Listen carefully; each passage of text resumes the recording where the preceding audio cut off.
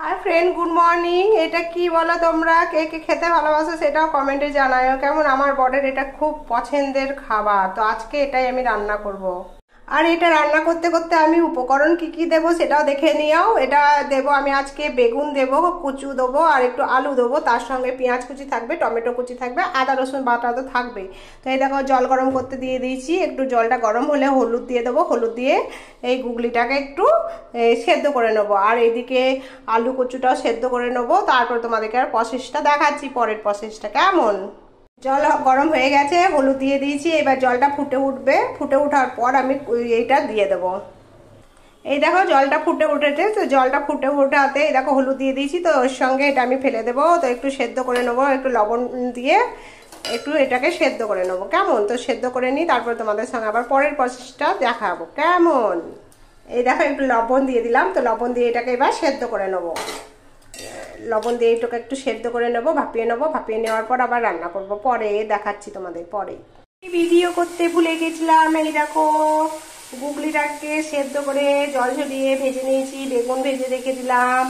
আর এদিকে দেখো তেল দিয়েছি, তেল দেওয়ার পর পাঁচ ফোড়ন দিয়েছি, পাঁচ ফোড়ন দেওয়ার পর পেঁয়াজ দিয়েছি, টমেটো দিয়েছি, আদা রসুন বাটা দিয়েছি, একটু চিনি দিয়েছি, দিয়ে মশলা দিয়ে কষে নেবো, মশলাটাকে কষে নেবো। আর এই দেখো প্রেসার কুকারে তোমার আলু আর কচু সেদ্ধ করে রেখেছি। চলো কষে নিই, তারপর তোমাদেরকে পরের প্রসেসটা দেখাচ্ছি। এই দেখো আমার মশলা কষা হয়ে গেছে। মশলা কষা হওয়ার পর এই দেখো গুগলি আর বেগুনটা দিয়ে দিলাম। এটাকে একটু নেড়ে নেবো। নেড়ে নেওয়ার পর এই দেখো কচু আলু সেদ্ধ করে রেখেছি, লবণ আর একটু হলুদ দিয়ে, তো এটাকে দিয়ে দেবো। কি ঝাঁঝ, আমি ঝাঁঝে মরে যাই।